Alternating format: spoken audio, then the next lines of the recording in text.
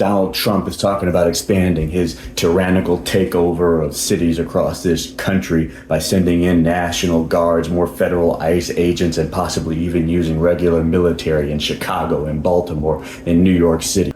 He tries to justify this with his genocidal racist talk about caravans of criminals and decaying cities that need to be cleaned up with brute force and violence. This always in places that are predominantly black and brown. One of the ways you know this is just a straight up lie is the fact that it is actually his red state, Republican-led cities that are having the major increases in crime. And in places like Chicago and DC, crimes have been at a historic low or decline. Meanwhile, Trump has pardoned his Confederate flag-waving, noose-hanging Nazis who stormed the Capitol January 6th to try to carry out a coup for him. It's his ICE agents who have systematically violated the law and due process of law, abducting people off the street for being brown and putting them in detention camps without trial or due process. Trump and his old fascist regime are dyed-in-the-wool, white supremacist, genocidal racists who see the problem as not being able to use more violence against the black and brown people they see as less than human. But this is not a time for fear and cowering or bending the knee. This is a time for courageous, self-sacrificing struggle for the greater good of defeating Trump's MAGA fascism.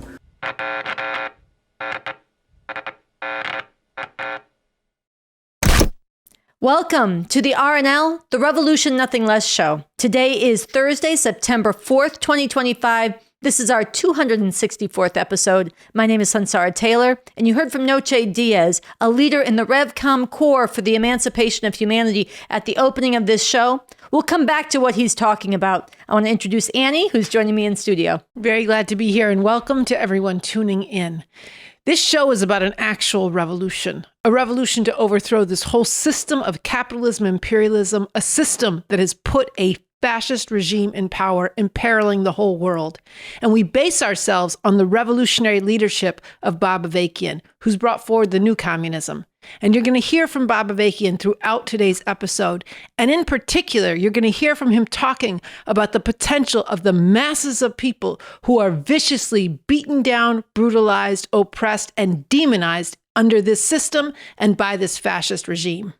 All right, so before we start our episode, I should say Annie Day, and you brought some show and tell. I did. Okay, so in Tuesday's New York Times, we have a very prominent article on the cover of the national edition with an interview with Joey Johnson, who we had on last week's show, the notorious flag burner of Texas v. Johnson, who took the case of the right to burn the flag all the way to the Supreme Court and won that right in 1989.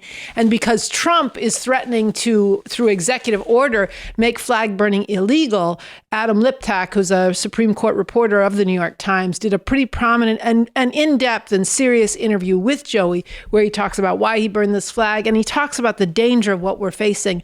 Fascism, not a curse word. People should go to the New York Times website, spread Joey's voice. And if you have a podcast or know someone with a podcast, this person's voice, Joey Johnson, a longtime revolutionary and internationalist, this voice needs to be out there in society in a big way. And if you missed last week's interview that Annie did with Joey Johnson, you got to go to our channel and watch last week's show. I want to read what's on his flag.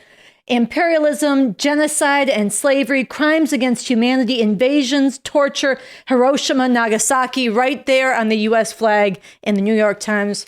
Right on, Joey Johnson. So we're going to talk about Donald Trump and what is happening with the accelerating fascism. And I want to use the words that Bob Avakian used to describe Donald Trump in a series he did a few years ago. Donald Trump is a genocidal racist. He's a genocidal racist. There's no other way to put it. And right now, as Donald Trump is saying and speaking that slavery wasn't really that bad. President Trump is now ordering a review of the Smithsonian museums, accusing the institutions of focusing too much on, quote, how bad slavery was. As he is resurrecting and celebrating Confederate generals and renaming military bases after them. Fort Pickett, Fort Hood, Fort Gordon, Fort Rucker, Fort Polk, Fort A.P. Hill, and Fort Robert E. Lee. As he is preparing federal troops to go into, on top of D.C. and Los Angeles, into Chicago next and other black cities with high concentrations of black people, he is really rubbing our faces in just how true it is that he is a genocidal racist. So we want to start today's episode with an illustration of a recent social media message from Bob Avakian, message Revolution 127, where BA gets into some of this. Let's watch. Trump MAGA fascists demand a pardon for the racist cop who carried out the blatant and depraved murder of George Floyd. This is Bob Avakian, Revolution number 127. The deranged fascist lunatic Jack Posobiec ranted to a cheering crowd last December 2024 that, quote, America will not be made whole until we receive justice for Derek Chauvin. By justice, he means pardoning Chauvin, who was rightly convicted of cruelly murdering George Floyd. Chauvin is one of a very few cops who have actually been tried and convicted for this kind of blatant racist murder. Even though the police kill at least 1,000 people every year, and the number of black people killed by police since 1960 is more than the thousands who were lynched during the whole time of Jim Crow segregation following the Civil War. As I pointed out in my message number 113, the Trump MAGA fascists would have been on the side of the Confederacy in the Civil War, fighting to maintain and expand slavery. And after the defeat of the Confederacy in the Civil War, these Trump MAGA fascists would have been with the Ku Klux Klan in its repeated lynchings and other terror to reinforce open segregation and brutal discrimination. Just as these fascists say George Floyd deserved to have the life suffocated out of him by the heartless pig Derek Chauvin, and that thousands of other black people murdered by police deserve it too, they would have said that the black people who were lynched for 100 years after the Civil War deserved to be lynched. These MAGA fascists demanding justice for the cold-blooded racist murderer Derek Chauvin today are the direct political descendants of not only the lynch mobs, but also the crowds of white racists who regularly gathered in a carnival-like atmosphere to celebrate these lynchings, to tear off as souvenirs body parts of the lynched black man, and to make postcards of these lynchings, which were sent around the country. On the part of any decent person, there can be no compromise, no living with, and most definitely no active or passive collaborating with these ghoulish racists and the whole Trump MAGA fascist abomination. This fascist regime must go now. And black people have a crucial role in making this happen, acting in the best tradition of black struggle, mobilizing together with others in massive opposition to the overt racism of the Trump fascist regime and all the ways it tramples on basic rights and treats whole groups of people as less than human.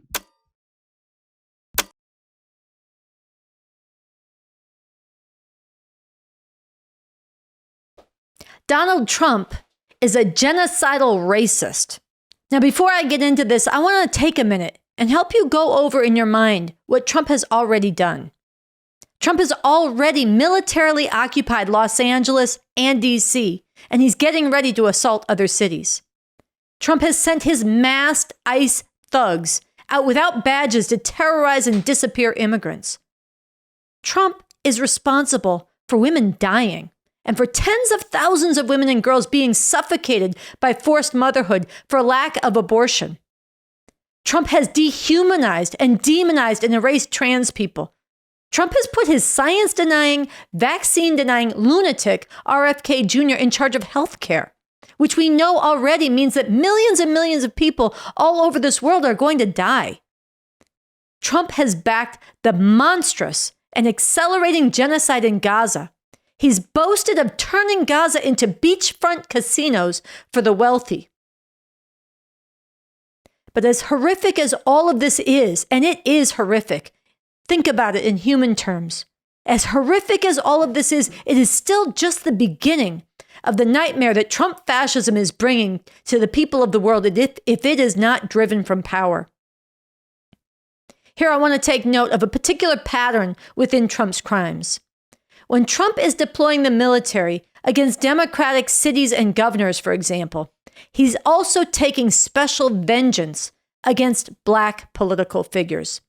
And he is unleashing brutal white supremacist genocidal violence against Black youth in particular. Let's get into it. Recently, Trump posted an AI-generated image of Obama being tackled by federal agents, shoved to the ground, and cuffed, perp-walked, and put behind bars in a jumpsuit.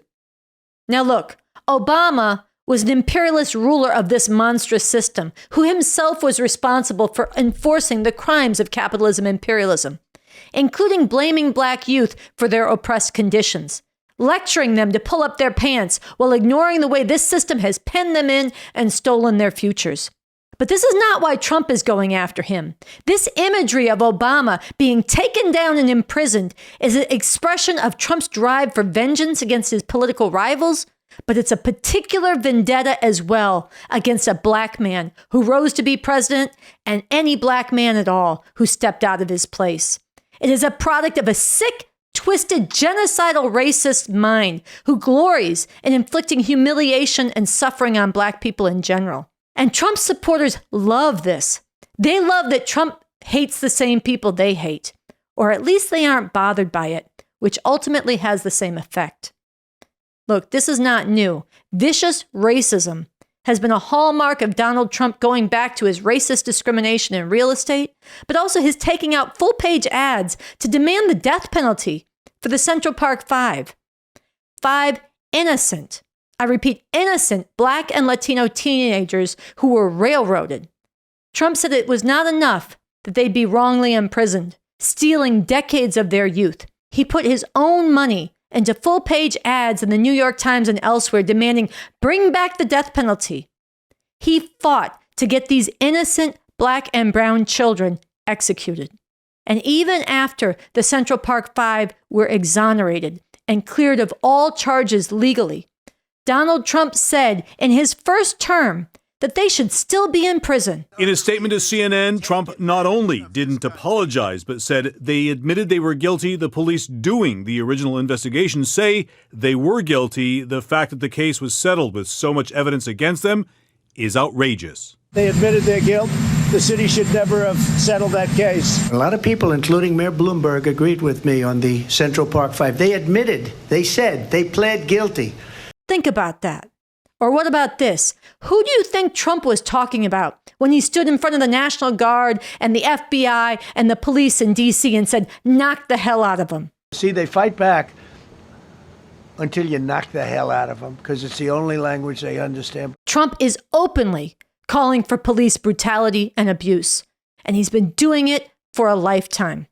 Not long ago, he said that shoplifters, and everybody knew from the context of his speech that he was talking about Black people in particular, shoplifters should be shot on sight. And we will immediately stop all of the pillaging and theft. Very simply, if you rob a store, you can fully expect to be shot as you are leaving that store. Shot. Not put on trial, not elevate the penalties after a trial, shot on sight. This is what Trump is greenlighting. Let's be clear, millions and millions of Black people already have had their lives destroyed and crushed by the massive epidemic of police terror, brutality, and mass incarceration across this country. But this is not enough for Trump. He wants to put this on steroids. Not only that, Trump has talked about deporting homegrowns to places like El Salvador. I don't know what the laws are. We always have to obey the laws, but we also have homegrown criminals. I'd like to include them in the group of people to get them out of the country. Yes, in this, he's talking about dissidents. He's talking about political opponents and rivals, disappearing them forever. He's talking about immigrants and brown-skinned people, whether they have papers or not. And he is definitely talking about black people. Why else do you think he and that idiot white supremacist sidekick of his, Pete Pig's Breath, are fighting so hard to bring back the Confederate monuments and to rename military bases after Confederate generals? Thank God we're back to Fort Bragg. This is something we've been proud to do, something that's important for the morale of the Army, and those communities appreciate that we've returned it back to what it was. Why is he insisting that U.S. chattel slavery was not that bad? U.S. chattel slavery, an institution where black people were branded with hot irons and whipped like beasts, where black people were forced to work from can't see in the morning to can't see at night, where black women were raped and raped and raped again and then forced to have their children ripped out of their arms and sold away at a profit to some plantation owner, and where black people generally were denied the right to read and brutally punished if they learned to read. All this was not so bad in Trump's view. Well, you don't say that's not so bad if you're not intending to bring that kind of shit back. Maybe not in that exact form, but maybe not that different. This must be stopped. Every decent person in this country has a responsibility to be part of defeating this fascism.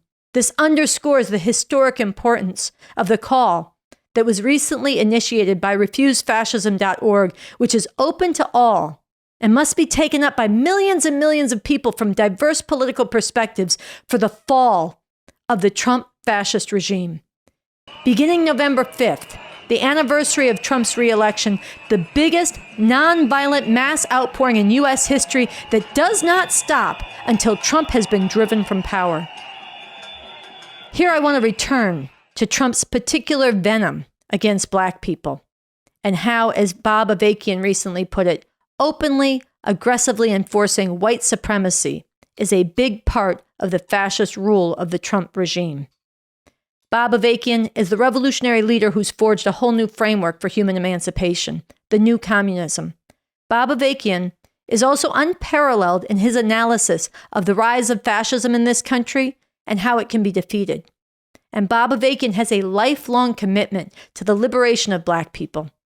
Anyone who wants to really understand what we're facing and what must be done about it needs to dig into Bob Avakian's work overall, and right now dig into his recent social media messages 130 and 131, where BA gets into how blatant racism and fascism, not fighting crime, is the real reason Trump is militarily occupying cities, and how, while crime is a real problem, fascism is not the answer to crime.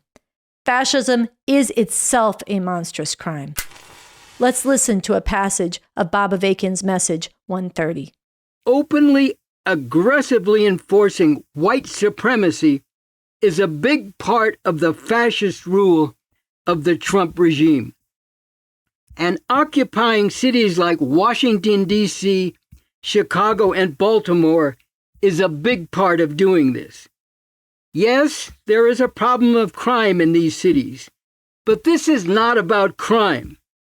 And it is not a gimmick or a distraction, as a number of Democratic Party politicians keep insisting.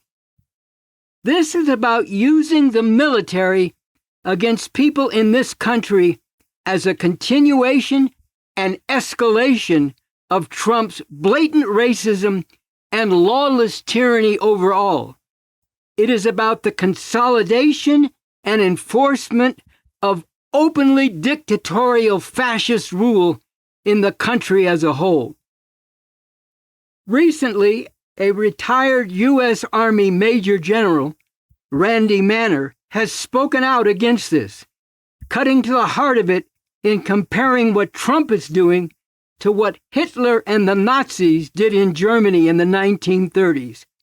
Mobilizing military forces under Trump's command as a show of force to anybody who opposes Trump. This is the same reason why Trump has established a rapid reaction force of soldiers prepared to move to any situation where Trump is determined to put down people opposing him, any situation where he arbitrarily declares an emergency. Talk of fighting crime to justify the use of the military to occupy cities is just a means of carrying out even more blatant repression, unrestrained brutality, and murder to which Black people and others have been subjected throughout the history of this country, and which the Trump fascist regime is determined to enforce without regard to and in flagrant violation of the Constitution and the rights of people that are supposed to be guaranteed in the Constitution.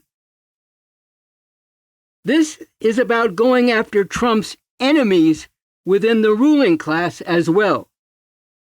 As I have emphasized in Something Terrible or Something Truly Emancipating, also available at revcom.us, the Trump fascist regime is determined to gut and pervert the rule of law, trample on people's rights, and adopt what amounts to an undisguised capitalist dictatorship, ready to use violence not only against masses of people, but also against its rivals in the ruling class.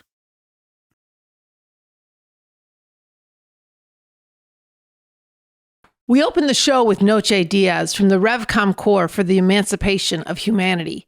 Now we want to go the rest of that social media message with his challenge to people in Chicago and across the country. To those who thought that you could keep your head down and wait this out, get this in your heart and in your head. There is no living with these lunatic, tyrannical fascists. To those who told Black people to keep their heads down and sit this struggle out to avoid martial law and having even more repression come down on Black people, take a look. It has not slowed this down one bit. It has just helped pave the way for these rabid, racist lunatics who are trying to impose their white supremacist Reich on all of us. And to those few bootlickers out there who are giving support and cover to Trump, the red hat, MAGA-loving African-American ladies who Trump loves to prop up and brag about. You are a collaborator with this fascism. You are a traitor to the masses of oppressed. You are just helping give aid and support to those who want to unleash further hell on people who already catch the hardest hell under this system. Murdered by police, incarcerated for generations, set up on streets with no future except to fight and kill each other off. And anyone who actually gave a damn about those masses of people will be working to bring them together with others into the fight. You've been hearing today about the utter illegitimacy of this whole fascist regime. One of the driving aspects of it is the terror being wrought on the masses of immigrants throughout the country and in particular in LA.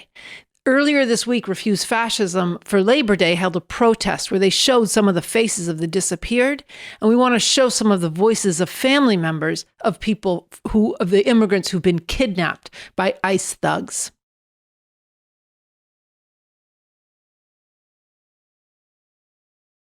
We are here today in the presence of los desaparecidos, the disappeared. This 100-foot wide installation is not decoration. It is confrontation. It forces us to see what the regime wants erased and removed from this ethnically diverse country. I am Ambrosio Lozano's niece. My uncle is a paletero man who was working on June 23rd in Culver City and was taken in unmarked vehicles by masked men.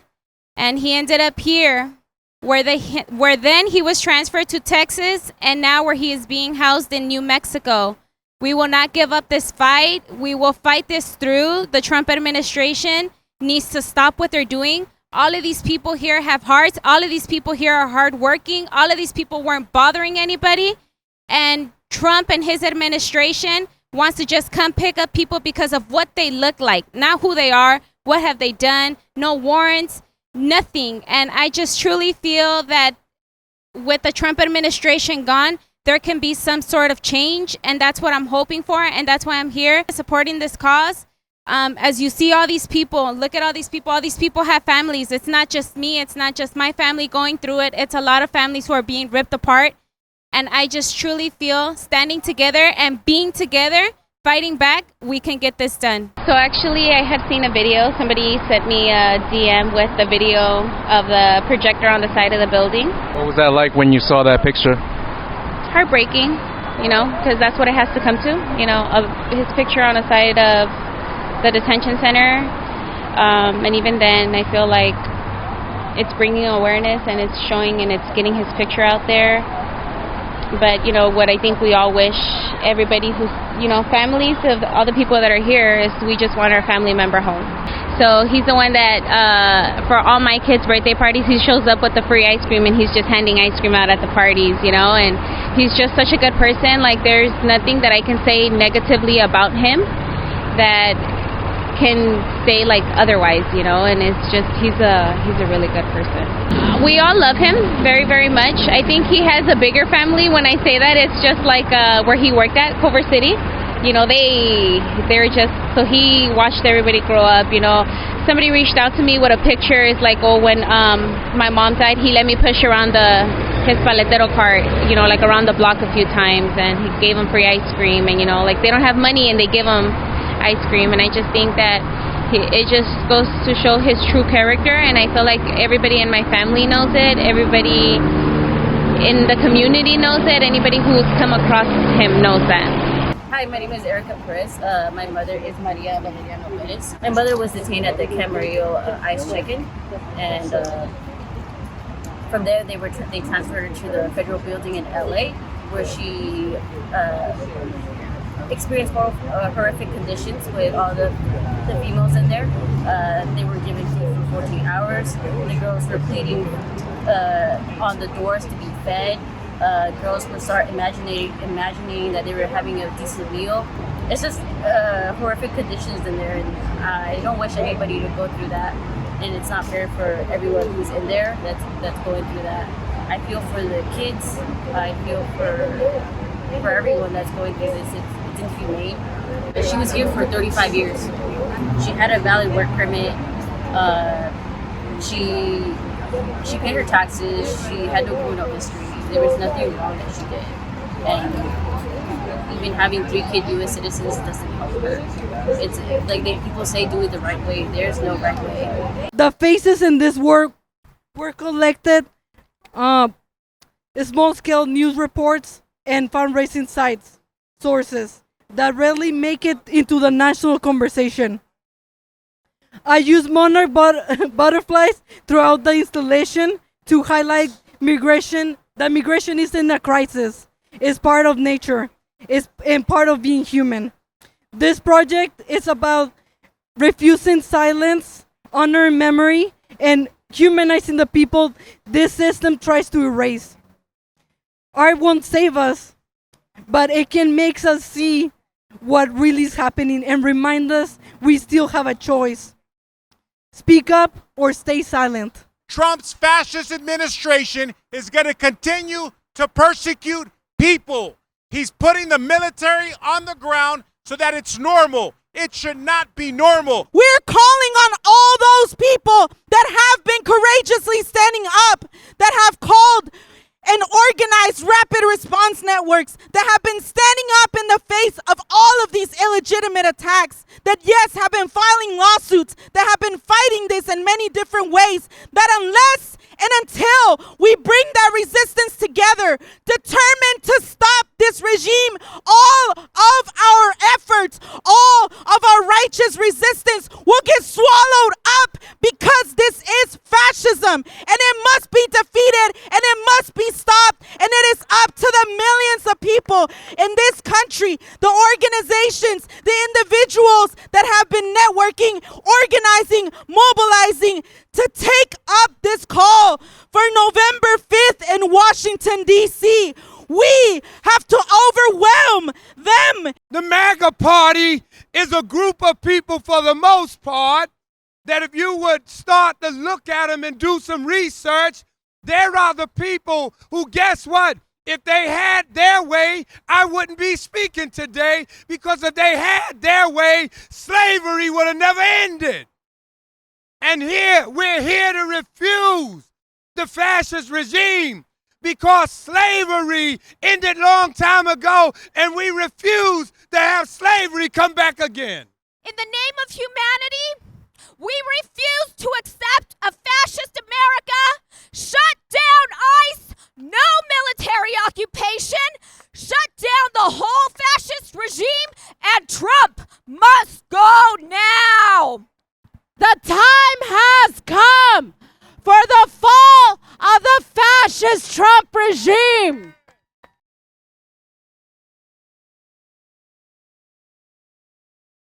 Fascism. That's what we're facing, and it's accelerating. We've been driving this home to you in a number of different ways in today's episode. And there really is only one thing that measures up to the tremendous threat barreling, accelerating towards humanity. And that is the biggest mass nonviolent outpouring, mass mobilization and protest, determined protest and resistance in Washington, D.C. in the history of this country. The biggest sustained outpouring, millions and millions strong, converging on Washington, D.C. nonviolently and raising the demand, Trump must go now, and not stopping until his whole regime has been unseated, driven from power. RefuseFascism.org has initiated a call for this, beginning November 5th on the anniversary of Trump's election. And this is a call that is open to and needs to be taken up by everybody. Every decent person, every organization, every section of people throughout society, all at once, all together. This is our chance to defeat fascism. And so we really want to urge you to go to refusefascism.org and download the call for this, spread it, get the posters up all over the walls. And we want to highlight, here we got the poster. Posters. And we want to highlight that Refuse Fascism recently published on its website practical ways, 7 ways for you to get involved concretely in making your plans to be in DC, organizing others to be there, helping raise money, helping meet the logistical needs, helping get the word out, working with other organizations. It's an all hands on deck moment. So go to the website, refusefascism.org, download the call, download the materials, spread them, and go to the page that shows you how to concretely start organizing. So one of the big questions that we have to be grappling with is what's going to happen? How could things break in such a way where it actually is possible to drive this regime from power?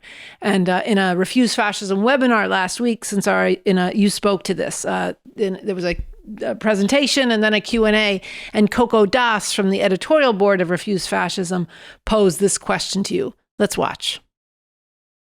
I want to read a section from the call for November 5th. It says, the whole Trump fascist regime must be driven from power. This can be done by refusing to surrender the future and our humanity to a vengeful fascist maniac, by millions rising in massive, unrelenting, nonviolent protest and resistance, by defying and refusing to comply with fascist dictates, by walking out, by shutting down, by fearlessly using our platforms and influence to inspire and challenge others to join us. By doing all this day after day, coming back stronger in the face of attack and repression, uniting, not dividing, across many viewpoints and backgrounds, fostering a collective spirit of courage and righteous fury, willing to sacrifice for the greater good of defeating this fascism. And the reason I read that was there was a question about sacrifice and, the risk of doing this, as worthwhile as we think it is, how do we prepare for that? And then there was a question of what if Trump declares martial law? So I thought we could take those questions on together. The point of why we must do this is he's doing that. A lot of people say if you protest, you're going to provoke. He does not need a pretext. He is moving. This is in my presentation. And a lot of people said, oh, we know this, get to the plans. But actually, we need to We need to confront this and its full implications, or else any plans we make are on a different foundation. If we are thinking, oh, if we do this, he might declare martial law, we're not confronting the reality. He is militarily occupying DC and Los Angeles still right now.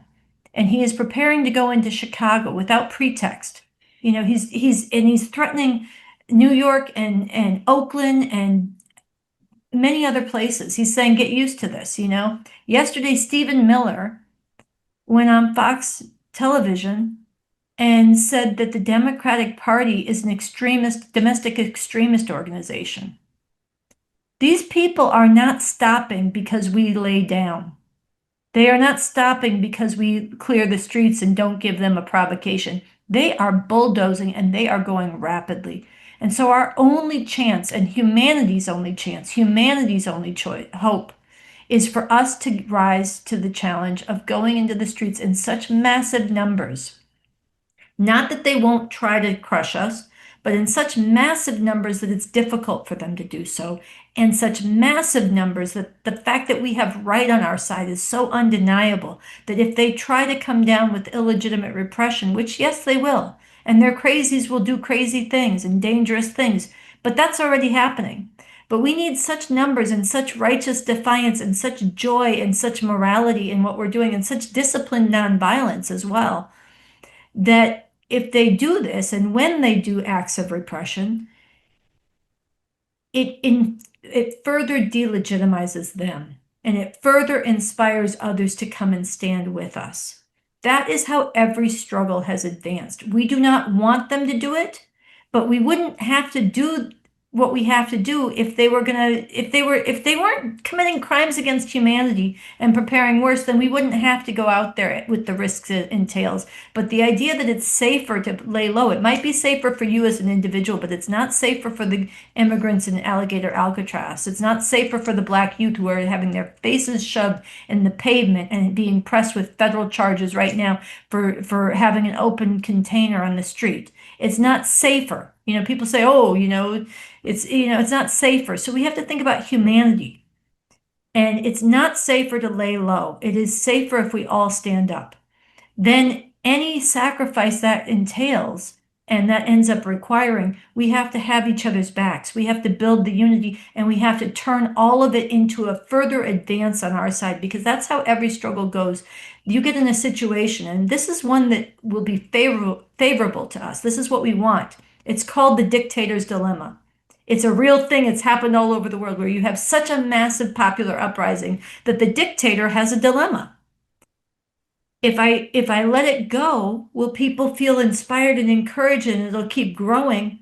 Or do I try to crush it and scare people away? But if I try to crush it and it doesn't work and people come back stronger, then I look even more weak and vulnerable, and it inspires even more people to stand up. That dictator's dilemma is going to be one that we have to ride. But the way you ride that is you maintain that right is on our side. We conduct ourselves consistent with the world we're fighting for, which is one where people come together nonviolently and thrash out the future, where we have respect for people with different languages and skin colors and genders, where we respect the rule of law and defend the rights that are supposed to be enshrined in the U.S. Constitution, even for people who took an oath to the Constitution, and for people like me who don't believe in the U.S. Constitution and would like a different system. But as long as we are forced to live under this system, we're going to demand that the rights that are and the protections that are supposed to be inscribed in that Constitution are extended to everybody. We're going to come together and demand that and fight for that and make any sacrifice it takes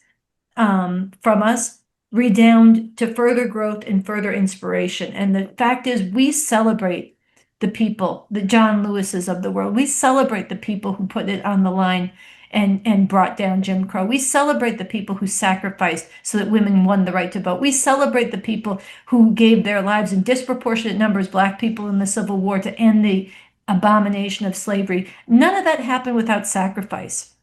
And the idea that we're going to defeat fascism on the cheap is illusion. And it's morally bankrupt illusion. But that doesn't mean we take sacrifice lightly. We don't. It actually is why we're saying we have to be nonviolent.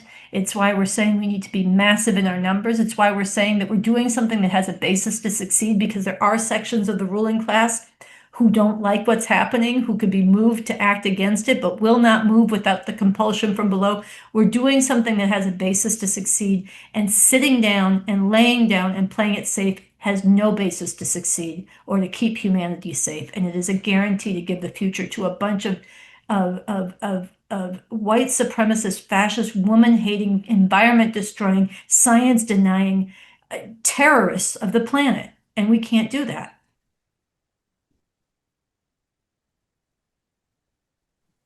Thank you so much, Sansara. Coco, did you want to add anything? No, I thought that was a very good answer. I mean, I guess the only thing I would add is there is a question of, who are we going to be? What we are being asked to become under this regime is unconscionable, and that is also part of the call. And so everyone, has to ask themselves, every decent person has to ask themselves, what is required of me now? And, how do I rise to that challenge? But, I think there are more of us than there are of them. And in every movement where millions have driven out a hated regime, as Sansara was talking about the dictator's dilemma, people came back stronger and came back, and the regime was not able to withstand that. Sansara, I'm so glad you got asked that question, and I'm so glad you spoke to it in a way that I think really gives life for people to see the dynamics through which this regime actually could be driven from power. But it is a really big question, and it's one that everyone watching should be talking about with each other. What is the necessity? What are the problems that the fascist regime have in what they're trying to do? Where does our freedom lie? Especially in calling forward the masses into this mobilization on November 5th. Yeah, I was going to say it'd be really good to hear from you who are watching. If you have further questions about this, thoughts on how the struggle from below, massive nonviolent outpouring, could interact with the very, very sharp divides at the top of society and within every institution of society, how this has the potential to open things up and bring about the removal of this regime, obstacles we're going to have to come up against, questions we're going to have to speak to, things that you're having trouble imagining about this, right to us below. Your insights, your questions, you're grappling with this. And like Annie said, talk with those you're working with about this. This is not just something where we can put our heads down and march forward. This is an unprecedented danger we're facing and an unprecedented challenge we have to rise to for the future of humanity. So we need to be working on this with our minds as well as our actions. Yeah. So one of the things we've been talking about on the show today is this vicious assault on Black masses, the white supremacy that's at the heart of this regime. And you hear Trump and you hear Holman just talk in the ugliest and most vicious ways about Black masses and Black youth in particular. Thugs, animals, criminals. And they're telling you what they think of the Black masses, who they really do see no future for under this system. They want to terrorize, they want to incarcerate, they want to slaughter.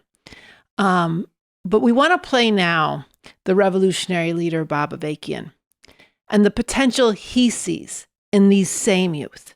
This is from an interview that Sansara, you and Andy Z did with Bob Avakian in 2022. And he speaks to this pretty profoundly. Well, you've led us right back to something we wanted to return to before wrapping up this interview, which is the tremendous potential that it's clear you see in those at the very bottom of society.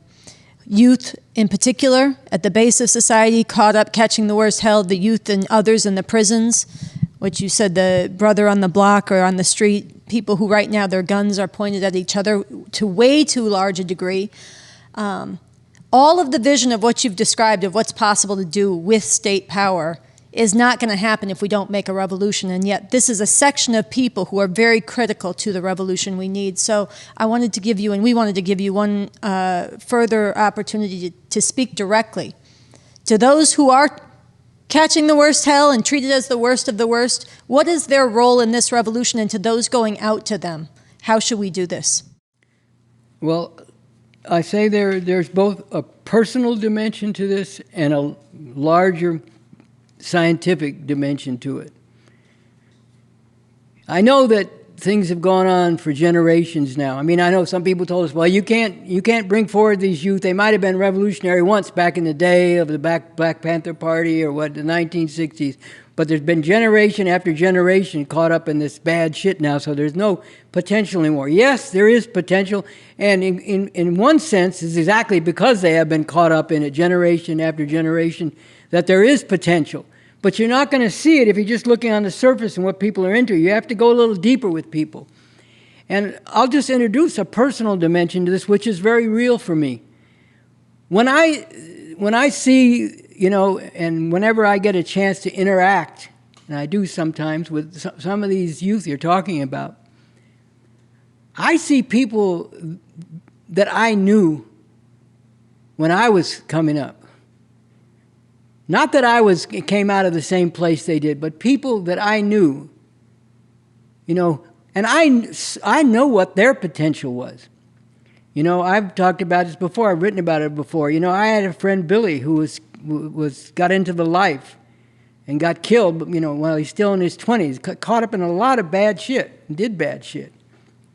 But also had a whole other side to him. Had a curious mind, a sharp mind, you know, had a lot of very good, you know, sentiments toward people, ways of relating to people. And, you know, you could not have told me that somebody like that couldn't be transformed to become a revolutionary, because I knew better. And that's just a personal, and I knew other people in the same situation. I'm very fortunate to know people in this situation, you know. People who open their hearts to me the same way I did with them, you know, that's what it means to be friends. And you learn what's deeper beneath the surface of what's going on and why people are into the bad shit they're in. And, you know, how constricted, how limited and confined their lives are and their choices are, you know, in terms of how things are presented to them. And so that's like, on the basis of that personal experience, I don't care that generations have gone, I care. But it doesn't tell me, because generations have gone on, that these aren't basically the same people. They are the same people, you know, and when I interact with them, whenever I get a chance, and it's far too rare, but it's very precious, I know they're the same people. So that's like on the personal level, from personal experience. But more scientifically, you can analyze, where do the actual interests of these youth lie? You know, look, I've spoken this before. Look what it means when, even for a brief time, people in this situation rise above this. And I mentioned this prisoner strike in Alabama, and people are talking about how they've overcome the divisions of gangs and cliques and this kind of thing. You know, it's not going to last because of the conditions they're in, but it's very significant and precious when it happens. Or, you know, I've made this point about the truce that followed, you know, the gang truces that followed the 1992, you know, LA rebellion, which really wasn't just LA rebellion, it spread around the country. And, you know, how hard people tried to overcome generations of divisions and back and forth revenge. You know, I mean, to me, one of the most inspiring and moving things I've seen in decades was the picture after the LA rebellion. You know, besides, you know, blacks and Mexicans together tonight with graffiti, you know, there is a picture of a blood and a crip with their arms around each other. And that wasn't just for show. That was something real and something deep. And they really tried to overcome this, and they put forward a program, but their program was just a program that had no basis. And it was also just actually mirroring this existing system. It was a program to establish more black businesses, to enable some of these people caught up in the gangs to get into, you know, the economy by way of business and so on. And there's no economic basis for that on a broad scale. And it wouldn't lead to the liberation of people either, because, you know, a few people might get into business, but then, you know, most people can't. And plus the ones who do are going to be employing other people and exploiting them, whether they mean to or not. You know, but still, look how hard people tried. And there was a prisoner, you know, strike in California a number of years ago, the same kind of thing. Yeah, the gangs are still in there, and yeah, there's bad shit, but they rose up and overcame that for a short period of time, and that shows the potential, and it also shows that there's something deeper in people than what they're doing every day and what they're caught up in. That they reach for something better, something higher. They want something different, and if you get people away from what they're caught up in and talk to them heart to heart, they will tell you in many cases, most people want something different, even if they're caught up in this and they don't know how to get out of it.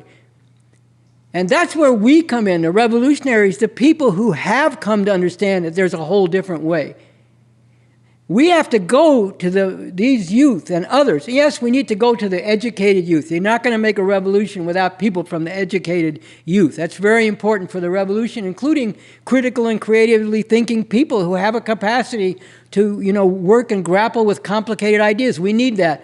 But your question is very much to the point about these more, youth down on the street, the hardcore youth, there is burning within them because nobody wants to live the way these youth are being forced to live. You could take maybe a few, really into it, and that this is really their thing, but nobody, if you're talking about, I shouldn't say nobody, but overwhelmingly, people don't want to live the way people we're talking about are forced to live. But this system, we could go into why and how, it deindustrialized, all these areas that people live in, like the south side of Chicago, used to be these factories, a gigantic steel plant, U.S. Steel, that people used to work at. Gary, Indiana, which is now a ghost town, had the biggest steel plant in the entire world, I think, going back a few decades. And a lot of black people worked there. Those places are closed down. These youth coming up, they have no future. And that's because of the workings of this system. And there is a burning down there. It may be simmering. It may be just a flickering flame, but there is a burning for something better. And it is up to us to provide the vehicle and the means for all these masses of people in this situation, including these youth, to become part of fighting for something better. And yes, it goes back to the previous thing. We're not going to do it without a lot of struggle. You got to break through the surface. You got to break through the bullshit. You got to break through even the hardcore shit to get down to where people really live and feel. And then you got to struggle with them about what your life should really be all about. What is really worth dedicating and if necessary, even giving your life to? Not that we take that lightly. We certainly don't. We understand that, as Mao said, of all things in the world, people are most precious. And people's lives are precious to us. But even if you have to give your life, give it for something worthwhile, something that's going to mean something for you and people like you all over the world and for the little ones. And don't tell me you don't love the little ones. I see you out there pushing the little ones around. I see the pride that you have in the little ones. So don't tell me you don't care, because I know different and I know better.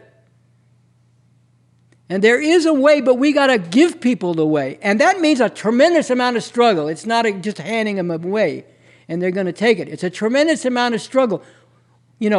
And we have to also, especially in this rare time when revolution becomes more possible, we have to get right down on the ground with them and explain in terms they can understand, and then get more into the complexities as we go along. But get to the basic thing that there is a way out of all this.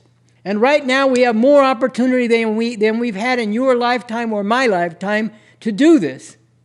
And we can't afford to be wasting this time and this opportunity in bullshit. We got to get with this revolution so we can get all this shit off of our backs and make a future for the next little kids you're pushing along that's worth living for, so they don't have to go through what you are going through now, which isn't what you wanted to go through, but it's what the system has put you in the place of to have to go through. We have to go and present this to them in a living way. There is a way out of this. It's not an easy way. It's not a guaranteed way, but it's a real way. It's a real possibility, especially in this time when we're talking about where the conditions are more favorable for revolution, even as they're tending right now towards something terrible. With the ruling class divided and fighting each other, with society being ripped apart, with the potential for this to rip apart all the dominant institutions in society. You know, one of these youths said, well, you know, if I get with your revolution, my chances of being taken out are just about 100%. But if I do what I'm doing, going up against people like me, maybe my chances are 50-50. Well, that's just wrong, like I've said before. You know, it's wrong in terms of what your life should be about, and it's wrong in terms of, you know, the possibilities for revolution. Because we have a real strategy, and we have a real, you know, method to grapple with the problems that lie on the road to revolution and actually break through and gather more and more forces to where a revolutionary struggle for power could actually have a chance to win. And you can't ask for more than that. You can't ask for more than a chance to win to get this whole fucking thing off your back. And this is what we're aiming for, and this is what we got to take to people and explain to them and struggle like hell with them about what speaks to their deeper feelings and hopes and aspirations, not just the shit they're caught up in on the surface. So I say, both from personal experience, which is limited, I know, but it tells me something, but also by scientific analysis and by learning from all different kinds of sources and getting every bit of knowledge I can, that there is a potential there. And we have to go and make that potential become a reality and struggle with people to become emancipators of humanity. And we start winning some, it's going to provide the basis to win more. And it's going to become a pole of attraction. And what people would really like to jump to will start getting expressed when they see a growing force out there that's real. And so this is my answer. We got to, you know, we have what these youth and the mass of people need, but it includes a lot of struggle with them, and we have to go and take that to them and wage that struggle, because this is for ending all the shit that they're being forced to go through, and all the shit that humanity is being put through and that they're threatened with now, with the destruction of the environment and this danger of nuclear war among these imperialists. We have to go to the people and give them the means to do what deep down they would love to do if they could understand scientifically that there's a basis for it. So that's what I would say.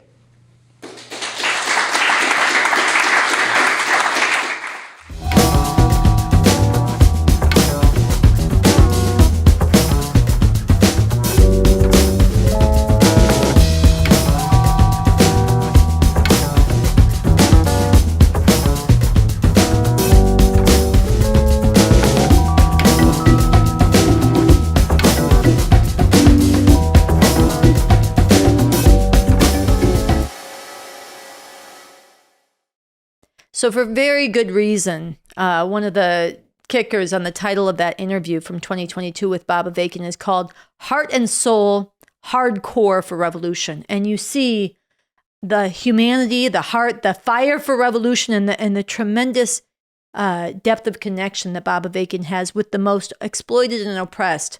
And on a scientific foundation, but also in a personal way, the potential he sees in the black masses of people and other exploited and oppressed in particular. Yeah, people should watch that full interview. I've been going back to clips. It's at youtube.com/the Revcoms. It's linked on Bob Avakian's YouTube channel at Bob Avakian Official.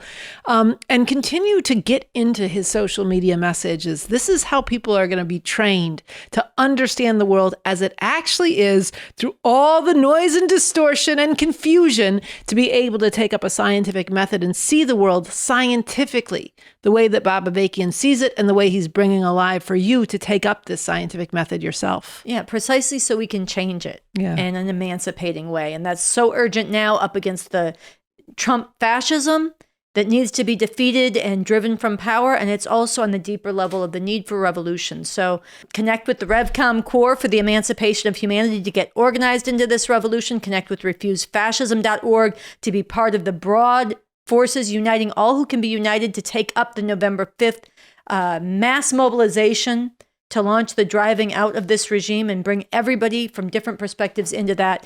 We want to close out by announcing a fundraising live stream. Sunday, September 21st, 2 p.m. Pacific, 5 p.m. Eastern. Tune in to support the work of the Revcoms, spreading this revolution all across the country, uniting all who can be united to defeat this fascism and getting organized for an actual revolution, spreading the revolutionary voice of Bob Avakian. All of this requires your financial support. So put the date in your calendar, get more information at revcom.us, get materials to spread to raise funds in preparation for this live stream. And get your friends to tune in, because this is a chance for them to learn about the revolution as well as support it and spread it. Yeah, definitely. There'll be matching donations. We want to hear from you. If you can make a matching donation, get in touch with us. And get in touch with us if you want to be part of this fundraising mission. We need volunteers all across the country that are taking this up and fighting for it. So with that, we want to thank the Revolution Nothing Less crew who is behind the cameras right now. We want to thank you for tuning in. If you haven't yet subscribed to our show, leave a question or a comment below, and we will see you back here next week. Good night.